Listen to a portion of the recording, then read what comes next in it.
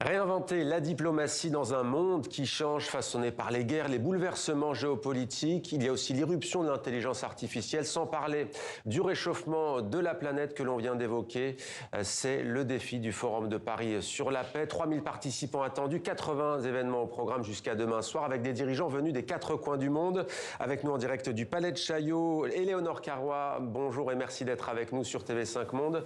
Vous êtes ministre française déléguée auprès du ministre de l'Europe et des Affaires étrangères, chargé de la francophonie, des partenariats internationaux et des Français de l'étranger.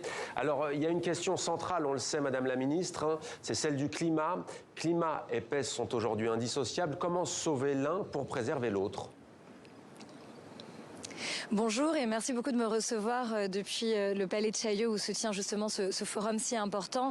Évidemment, le climat qui aujourd'hui doit être notre priorité à tous, alors qu'on le voit, certains pays remettent en cause l'existence même du changement climatique, raison pour laquelle nous devons aujourd'hui nous battre pour que le climat soit toujours à l'agenda.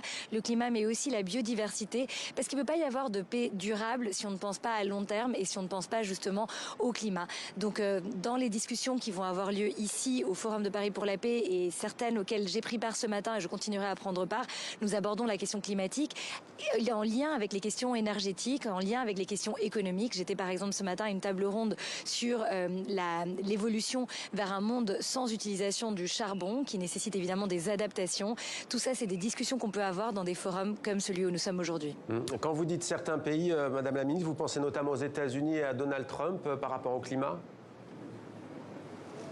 Oui, mais je pense surtout à ce que l'on peut voir des pays qui se disent finalement qu'ils doivent choisir entre un développement économique et le développement de politiques qui prennent en compte le changement climatique. Et justement, l'objectif de ce forum et l'objectif aussi de l'agenda des 4 P qui a été promu par le président de la République, c'est qu'aucun pays n'ait à choisir, que nous puissions avancer ensemble sur 2 jambes et donc que nous n'oublions pas l'importance du climat dans toutes ces discussions, y compris des discussions autour de la paix, parce qu'une fois de plus, il ne peut pas y avoir de développement durable et de développement économique si on ne prend pas en compte la question du climat, de la même façon qu'il ne peut pas y avoir de paix durable si ce n'est pas inclus aussi. Et justement, la France essaie d'agir avec notamment une conférence pour soutenir l'effort de paix dans la région des Grands Lacs, notamment dans l'est de la RDC. Que propose au juste la France dans ce domaine ?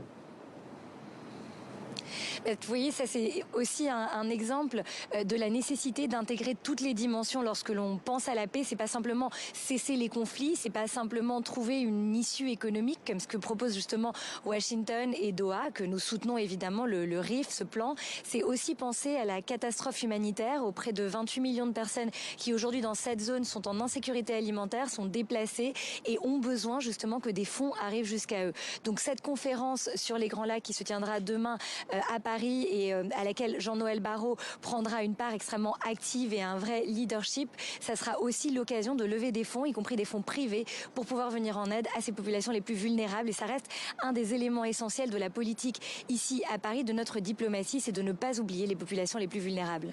Puisqu'on est sur la diplomatie, une question qui n'est pas directement liée à ce forum, mais vous le savez, le Cameroun vit des heures difficiles après la présidentielle et les résultats contestés par l'un des candidats. Est-ce que la France s'inquiète pour ses ressortissants présents dans ce pays d'Afrique centrale ? La France est très attentive à l'évolution de la situation au Cameroun et moi, j'ai aussi dans mon portefeuille les Français de l'étranger. D'ailleurs, c'est un portefeuille extrêmement important pour moi qui suis une Française de l'étranger. Et évidemment que la protection, la sécurité de nos compatriotes partout dans le monde, c'est une priorité absolue de la diplomatie française et que nous suivons la situation de manière très attentive. Alors, l'intelligence artificielle s'est invitée dans nos vies, mais aussi à travers la planète, pour le meilleur comme pour le pire. Comment ce forum va-t-il aborder cette question cruciale ? Je rappelle qu'on est 9 mois après le sommet de Paris pour l'action sur l'intelligence artificielle. Justement, c'est une question fondamentale parce que c'est une véritable révolution technologique, mais qui en réalité véhicule aussi un certain nombre de valeurs et qui transforme déjà nos modes de vie, notre rapport au travail, notre rapport aux autres, et puis qui creuse aussi des inégalités parce qu'on n'a pas tous accès à cette technologie de la même façon. Donc, réfléchir collectivement dans des instances comme celle-ci à l'intelligence artificielle, c'est aussi s'interroger sur la question du biais de genre dans l'intelligence artificielle. C'est se demander comment est-ce qu'on arrive à va l'apporter aux plus vulnérables, justement, aux pays les plus éloignés ou qui ont le moins accès, et surtout comment est-ce qu'on fait en sorte que les valeurs justement démocratiques que nous portons de manière très ferme dans notre diplomatie se retrouvent aussi dans ces instruments. Et l'intelligence artificielle parfois utilisée pour la manipulation de l'information. J'invite celles et ceux qui nous regardent et qui veulent en savoir plus à suivre ce forum pour avoir des clés de compréhension sur ce sujet sensible. Vous avez pris vos fonctions, Éléonore Carrois, il y a tout juste 17 jours. Quelle diplomatie voulez-vous incarner dans ce monde en plein bouleversement ? Vous avez raison, je suis donc dans ces fonctions depuis un peu plus de 2 semaines, mais j'étais déjà très engagée dans toutes ces questions en tant que parlementaire qui suivait de très près et qui menait ces combats, notamment sur la protection des océans.